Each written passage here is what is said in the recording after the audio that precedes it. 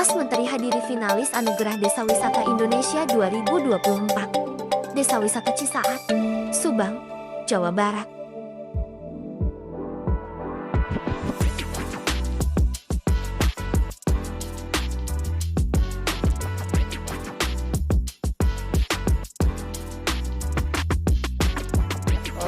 Sensasinya sangat istimewa dan bisa melihat keindahan Subang di ketinggian, dan saya sangat merekomendasi bahwa Desa Wisata Edukasi Cisaat ini mampu meningkatkan daya tariknya ke dunia, karena menurut Pak Tias sama Pak Menrova tadi ada wisatawan dari Timur Tengah yang mencoba juga para layang, dan ini sebuah fasilitas pariwisata yang juga menjadikan kualitas daripada Desa Wisata Edukasi Cisaat ini semakin mendunia. Mas Menteri resmikan Desa Wisata Lewi Munding, Majalengka, Jawa Barat. Saya sangat bahagia karena makam Kiai Haji Abdul Halim yang merupakan pahlawan nasional dan salah satu tokoh pendiri NU dari Jawa Barat ini, dan juga terdapat makam Habib Abdullah bin Ali bin Hashim bin Yahya atau Mbah Rono. Nah, ini merupakan daya tarik Desa Lewi Munding sebagai salah satu desa wisata religi di Kabupaten Majalengka, dan sudah mendapatkan SK Pak Bupati Dedi Hatur nuhun pisan 21 Juni 2024 yang lalu. Tepuk tangan untuk semua. Oleh karena itu, mari kita bawa desa wisata ini menuju pariwisata berkelas dunia, karena Indonesia adalah destinasi wisata halal terbaik di dunia menurut Global Muslim Travel Index. Mas Menteri dorong Desa Wisata Kaduela Kuningan Jabar jadi destinasi andalan.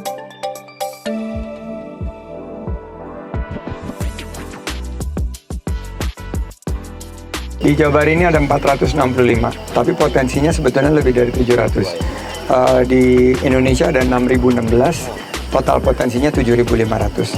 Saya berharap di akhir pemerintahan Pak Jokowi ini, desa wisata akan menorehkan lebih tinggi prestasinya di tingkat dunia, karena ada 2 desa wisata yang sudah masuk menjadi desa wisata terbaik dunia, yaitu yang di Bali, Penglipuran, dan yang di Gunung Kidul, yaitu Nganggeran.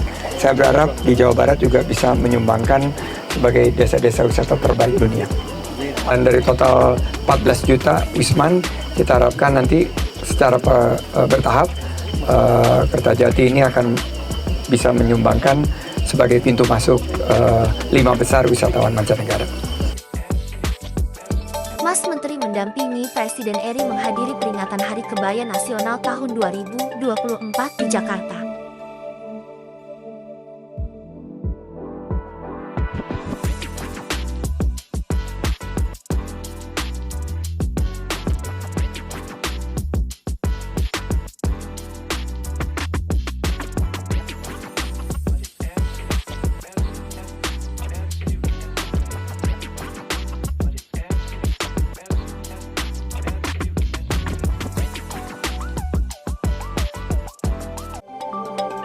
Kurma Pak Pasuruan tawarkan atraksi wisata edukasi. Hari ini kita melihat suatu kearifan lokal, yaitu Kurma Park yang menghadirkan sebuah destinasi yang lain daripada yang lain. Jadi ini ada kebun kurma yang tumbuh subur di Pasuruan dan memberikan wisata edukasi, termasuk juga agrowisata ke masyarakat, bukan hanya Jawa Timur ya, tapi dari provinsi lain maupun juga dari mancanegara. Kemungkinan bisa kita kembangkan dengan produk-produk olahan yang nanti bisa ditawarkan sebagai destinasi wisata halal. Terima kasih Bu Wida, dan ini membuka juga wawasan kita bahwa Indonesia ini kaya raya, sangat subur, dan bisa mencapai Indonesia emas jika kita berpikir dengan inovatif, adaptif, dan kolaboratif. Mas Menteri baca puisi Kidung Tengger saat buka Eksotika Bromo Festival 2024. Masyarakat Tengger hidup dalam suasana damai, tertib, teratur, rajin bekerja, jujur, dan mereka selalu tampak riang gembira. Ini masuk Ken 2024 merupakan prestasi tersendiri, dan saya mendorong melalui Pak Didit agar lebih banyak event di Bromo, paling tidak sebulan bisa 2 kali yang level daerah, tapi level nasional itu bisa 3 bulan sekali, sehingga lebih banyak peningkatan kualitas kunjungan dengan penambahan lama tinggal dan juga dampak terhadap ekonomi lokal. Saya membawa investor tadi, Pak Dennis dari Bobo Box. Saya mohon difasilitasi nanti karena dia akan menyiapkan beberapa lokasi yang akan kita bangun segera, sehingga tahun depan akan lebih banyak fasilitas akomodasi di sini yang ramah lingkungan dan juga yang tersambung dengan teknologi digital. Mas Menteri jajal wisata petik jeruk di Desa Wisata Wuringin, Malang. Kesannya tadi waktu metik jeruk, kok saya nggak disuguhin jeruknya ya? Itu kesan yang tidak pernah terlupakan. Ternyata dibawa oleh Bu Evi. Ini sebetulnya saya udah pernah beli sebelumnya, Pak. Iya, dan ini Pak caranya, Pak. Saya memang ahlinya, Pak. Saya ahlinya, Pak. Ukuran sandalnya nomor berapa, Pak? 43. Beli, bungkus. Nah, oke, boleh coba selada air. Enak sekali. Ini Bapak mesti kampanye kan, bentar lagi Bapak kampanye. Bentar lagi pilkada pijit dulu sekarang. Ini karya pengrajin di kampung Pak semua. Viral ini Pak. Ini gara-gara kalau di Berot. Malang sini Pak, Pak semua. Hasilnya gini ya. Tuh, kita udah tiba di kebun jeruknya Abah Erlan. Ya. Masuk lagi ke dalam ya. Oke.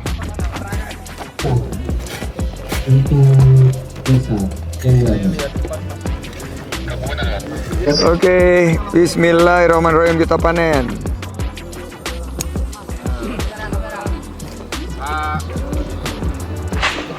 Storynomics jadi kunci pengembangan gastronomi di Kota Malang.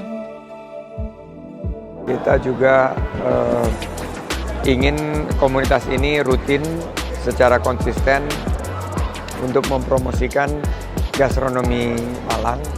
Jadi mudah-mudahan bisa menyusul Ubud sebagai pilot project dari gastronomi yang dikembangkan sebagai daya tarik Malang sebagai destinasi wisata unggulan. Menparekraf meninjau Tongtong Night Market. Saya pernah datang di Tongtong Market di Belanda, di negeri Belanda. Itu memorinya melekat banget, dan hari ini diajak oleh Bu Lili dan Pak Marhen. Ternyata Tongtong Market itu hadir di Kota Malang. Jadi selamat untuk Tongtong Market. Mudah-mudahan bisa menggerakkan ekonomi masyarakat, terutama para UMKM. Tadi saya sempat berbelanja dengan konsep menggunakan Holland spray pun, dan ini juga merupakan kolaborasi dengan jalan ini. Jadi saya berharap pola pasar malam seperti Tongtong Market ini juga mengangkat produk-produk ekonomi kreatif kita seperti musik, film-film tempo dulu ya, jadul, kulinernya juga tadi sempat kita lihat kuliner-kuliner yang khas tempo dulu seperti Poverches, terus ya yang banyak diminati yang masih ada sentuhan Belanda ya. Jadi ini juga meningkatkan daya tarik dan pergerakan wisatawan Nusantara kita. Menparekraf dorong pelaku parekraf desa wisata di Malang kemas paket wisata menarik.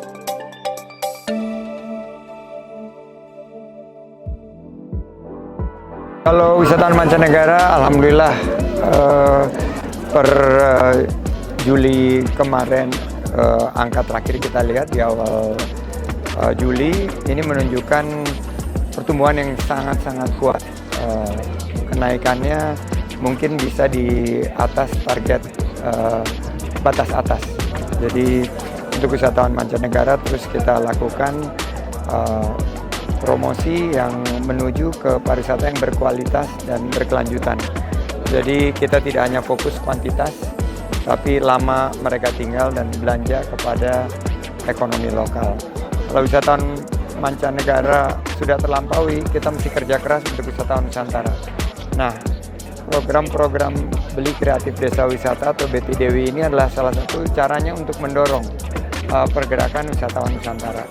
Karena Malang ini udah jadi sangat favorit ya.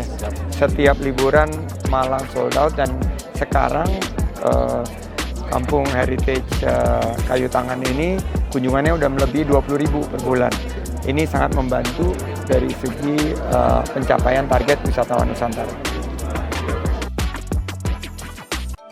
Menparekraf promosikan produk fashion batik Semburu khas Malang dalam workshop kata kreatif.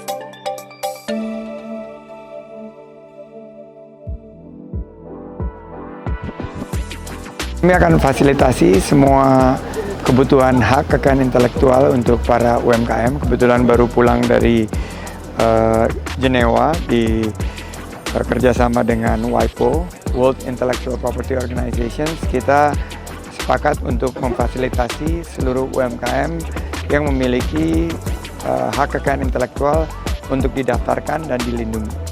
Yang kedua, kita tadi juga mengajak para animator yang ada di Kabupaten Malang untuk berpartisipasi melalui program workshop ini ke program apresiasi kreasi Indonesia maupun program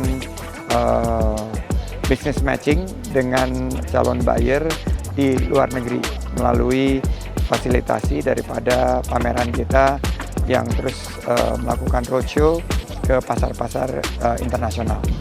Yang ketiga, saya sangat kagum Pak Abah Kiai Bupati kita, ternyata juga subsektor perfilman ini beliau juga menekuni, yaitu dengan bermain film Es Teh Hangat. Ini sangat kontradiktif ya, udah es hangat. Tapi rupanya ada filosofi di balik itu, yaitu bagaimana misi untuk membina keluarga, mendidik anak itu harus tetap menjadi prioritas yang harus kita utamakan. Cerita Menparekraf berbagi kiat sukses agar jadi santri yang berdaya saing. Saya ingin menitipkan etos kerja 4As. Mau sukses? Kerja keras. Tidak ada kesuksesan tanpa kerja keras. Mau maju? Kerja cerdas. Gunakan ilmu pengetahuan teknologi terkini. Makanya waktu digitalisasi masuk, saya bilang kita harus lebih cepat mengambil peluang melalui artificial intelligence, AI, melalui internet dan lain sebagainya. Santri ini harus mengisi sehingga kemampuannya nanti bisa bersaing dengan yang lain, kreatif dan berdaya saing. Mau naik kelas semuanya? Kerja tuntas, jangan pernah berhenti sebelum selesai tugas. Dan yang paling penting, para santri di sini mau berkah, maka kerja ikhlas. Jadi itu adalah kerja 4As. Dan saya yakin para santri mampu untuk bukan hanya kreatif dan berdaya saing, tapi santri ini sudah pernah jadi presiden. Gus Dur sudah ada yang wakil presiden.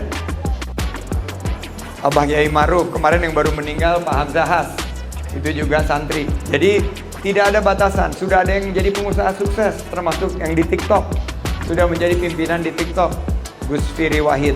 Jadi buat saya tidak ada buat santri ini yang tidak mungkin jika kita tadi mengadopsi kerja keras, sama-sama kerja keras, kerja cerdas, kerja tuntas, dan kerja ikhlas. Terima kasih Faiza.